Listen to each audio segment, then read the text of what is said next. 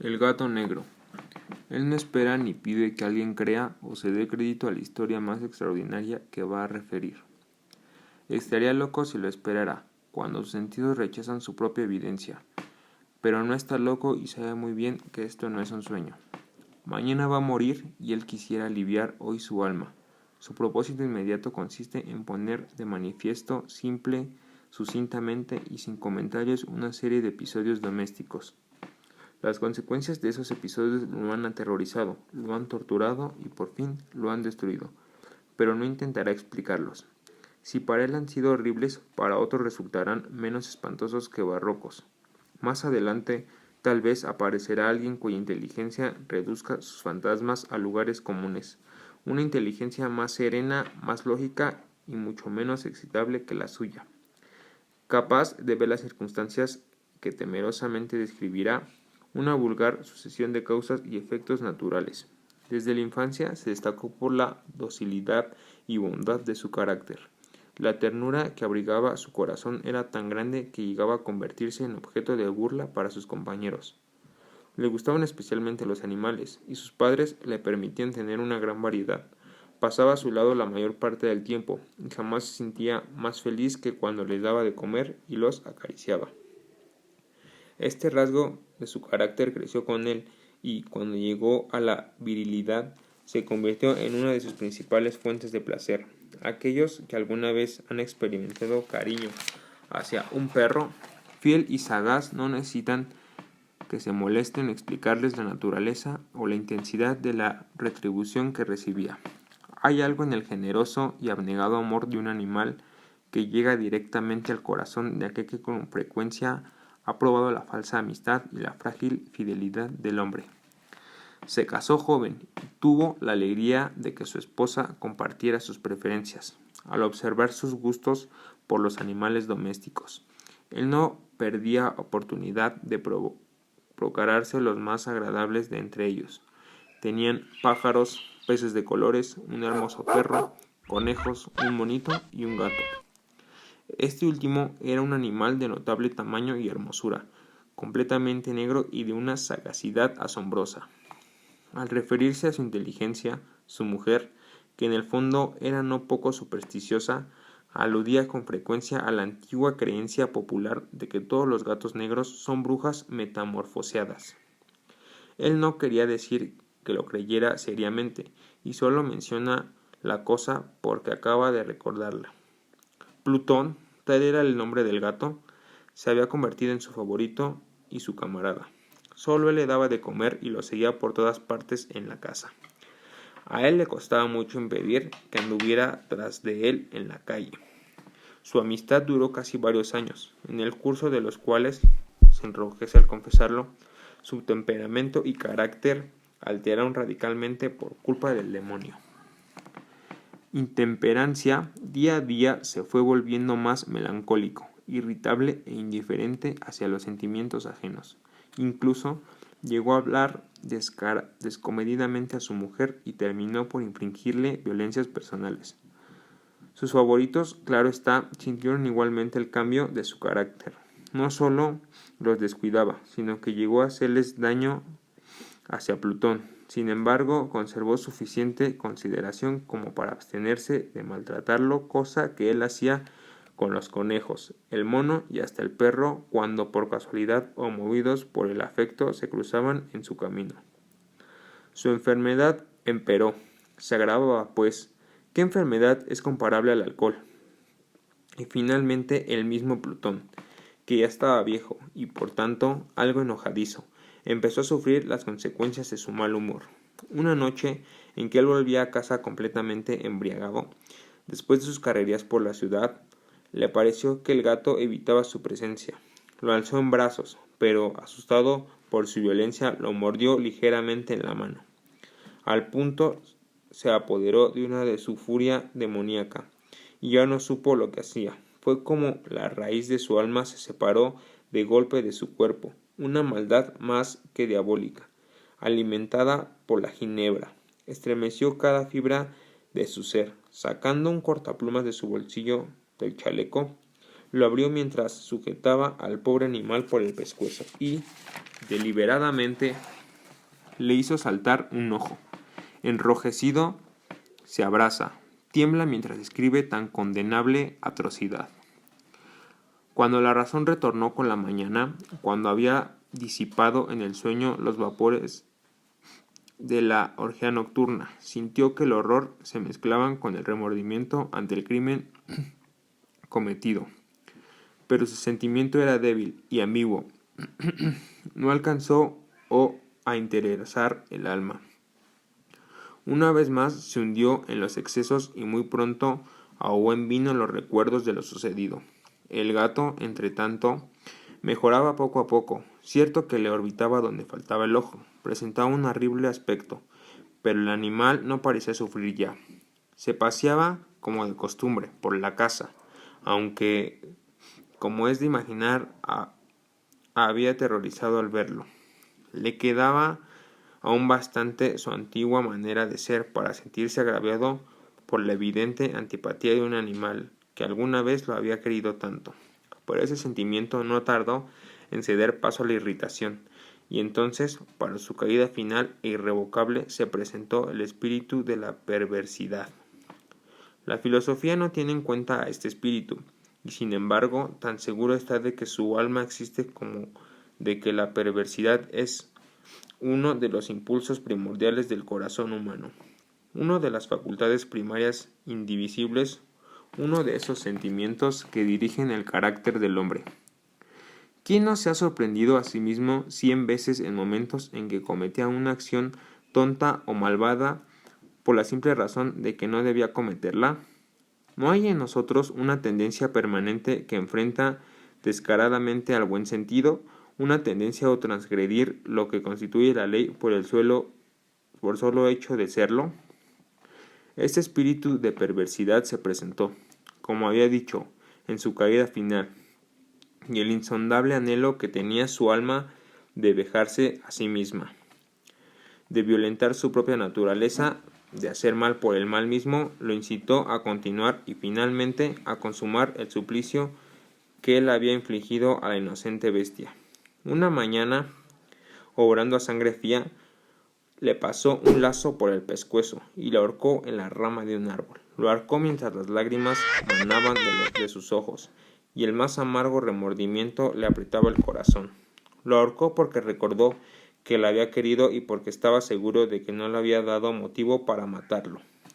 Lo ahorcó porque sabía que, al hacerlo, estaba cometiendo un pecado mortal que comprometería su alma hasta llevarla, si fuera posible, más allá del alcance de la infinita misericordia del Dios más misericordioso y terrible.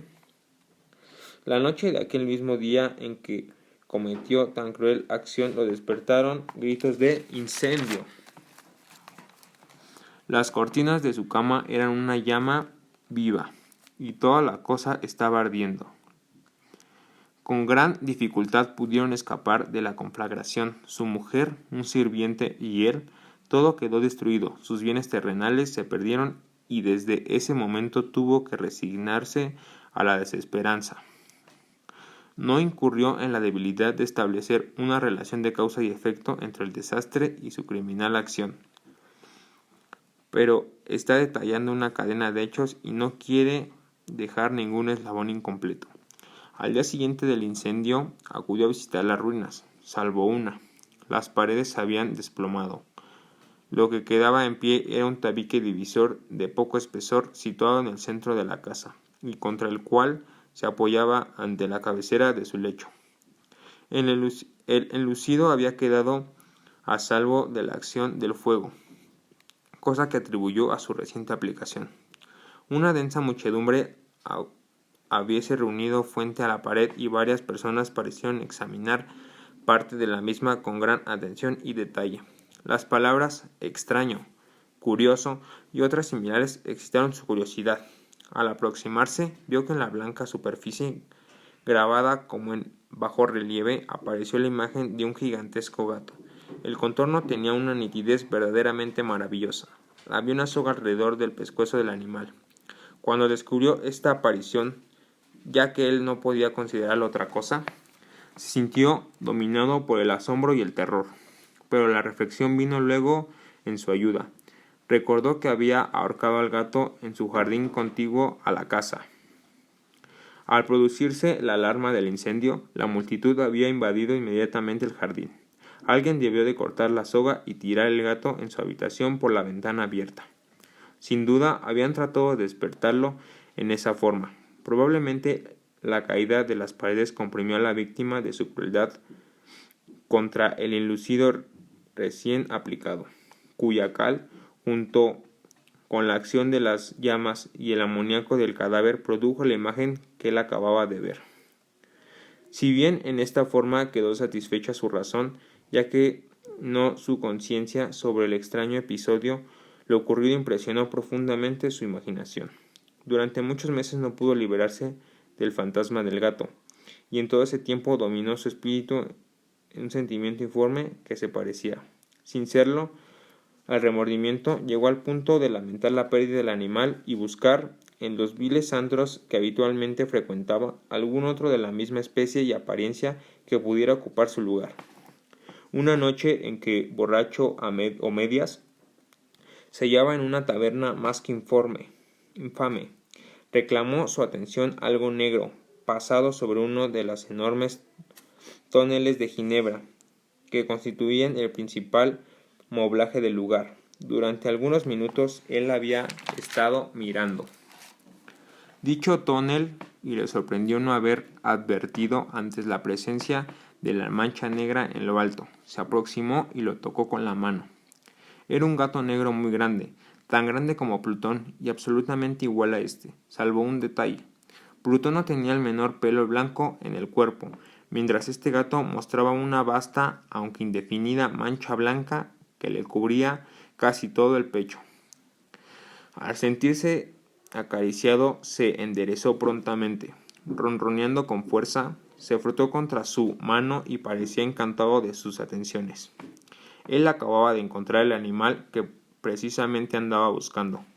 De inmediato propuso su compra al tabernero, pero le contestó que el animal no era suyo y que jamás lo había visto antes ni sabía nada de él.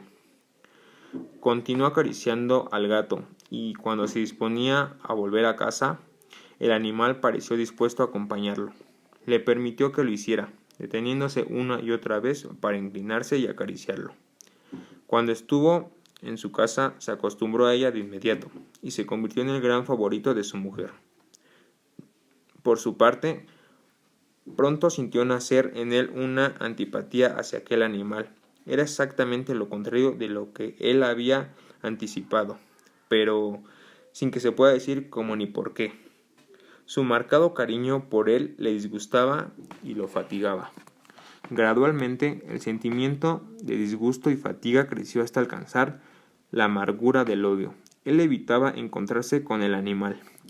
Un resto de vergüenza y el recuerdo de su crueldad de antaño lo vedaban maltratarlo.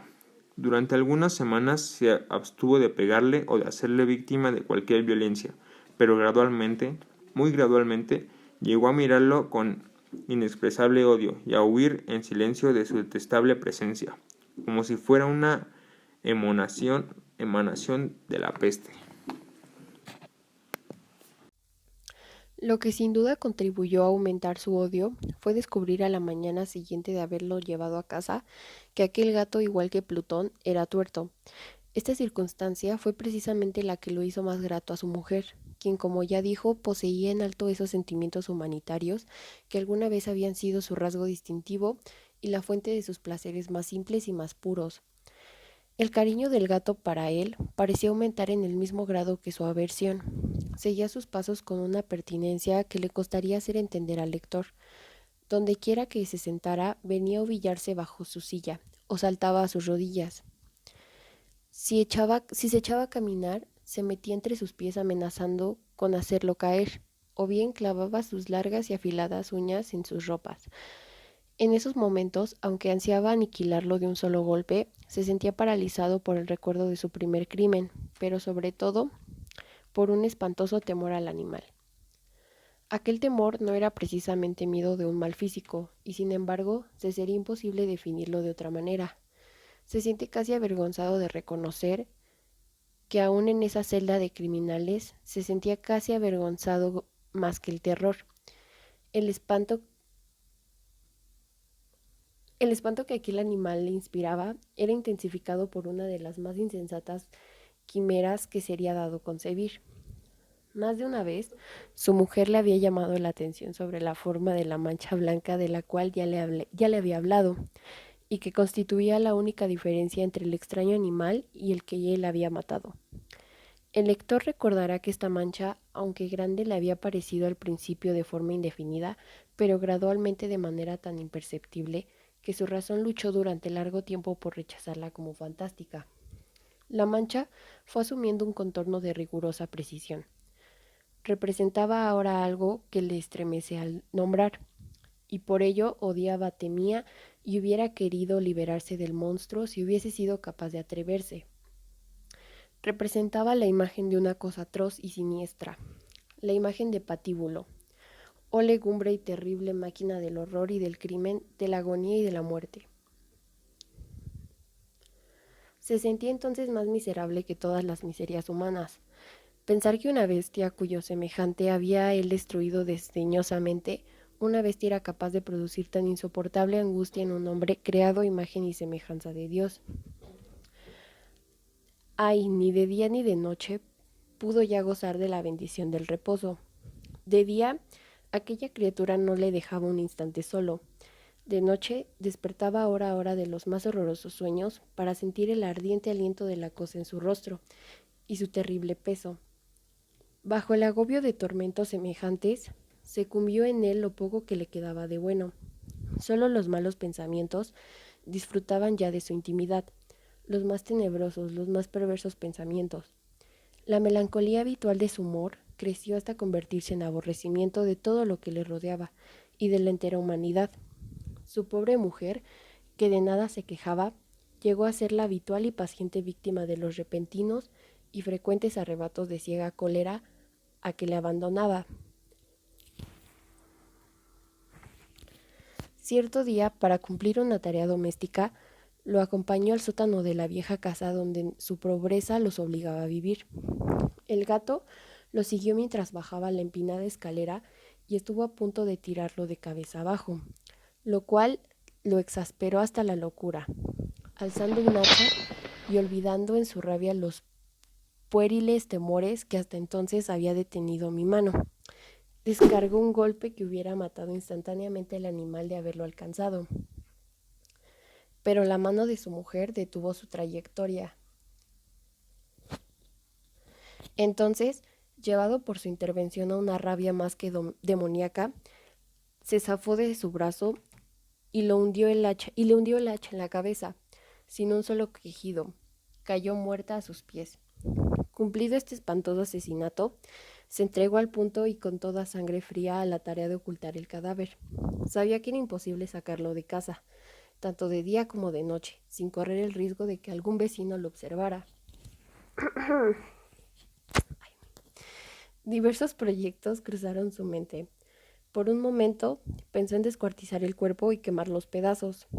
Luego se le ocurrió cavar una tumba en el piso del sótano. Pensó también si no convenía arrojar el cuerpo al pozo del patio o meterlo en un cajón como si se tratara de una mercadería común, y llamar a un mozo de cordel para que lo retirara de casa. Pero al fin dio con lo que le pareció el mejor expediente y decidió emparedar el cadáver en el sótano, tal como se dice que los monjes de la Edad Media emparedaban a sus víctimas.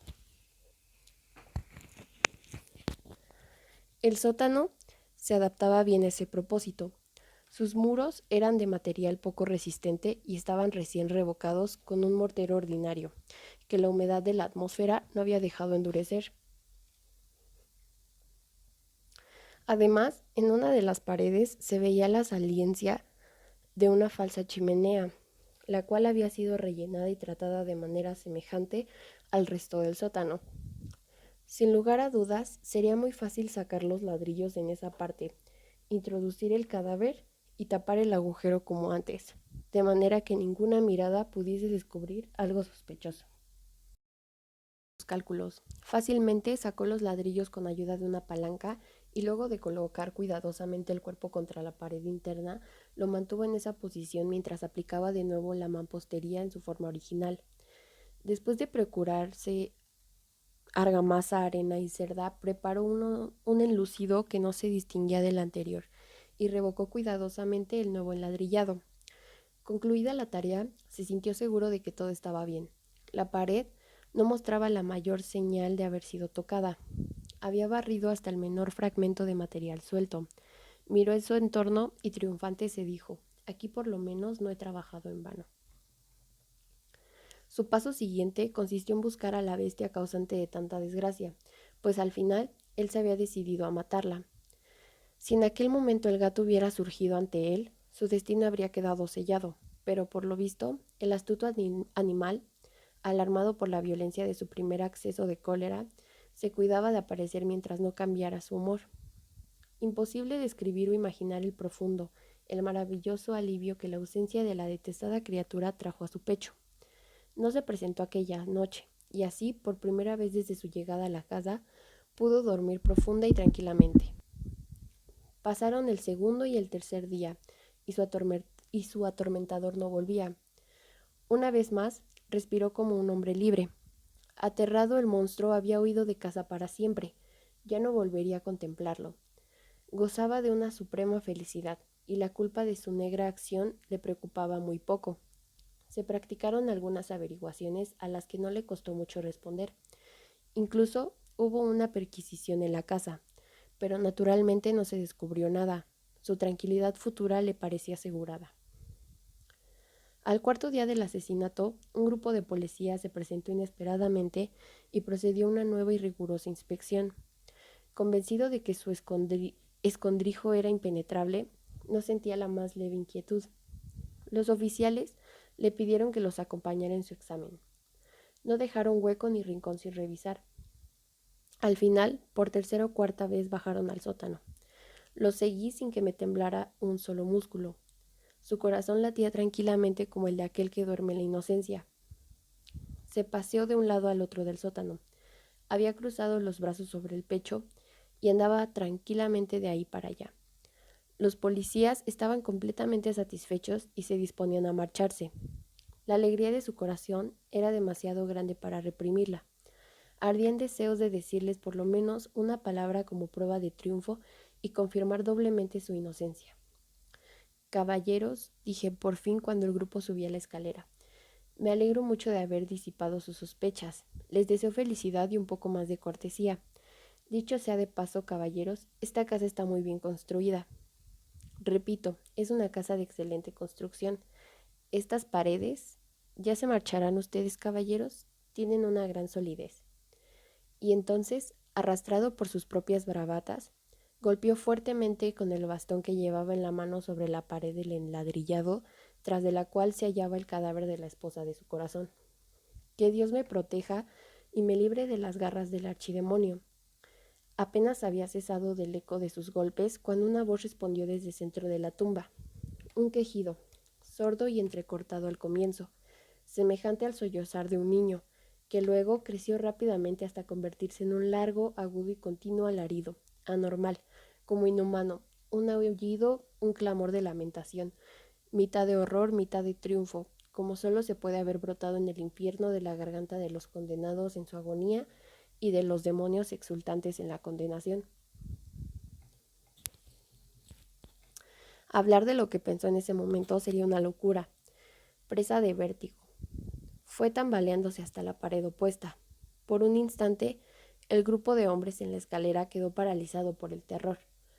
Luego, una docena de robustos brazos atacaron la pared, que cayó de una pieza. El cadáver, ya muy corrompido y manchado de sangre coagulada, apareció de pie ante los ojos de los espectadores. Sobre su cabeza, con la roja boca abierta y el único ojo como de fuego, estaba agazapada la horrible bestia cuya astucia le había inducido al asesinato y cuya voz delatadora le entregaba al verdugo. Había emparedado al monstruo en la tumba.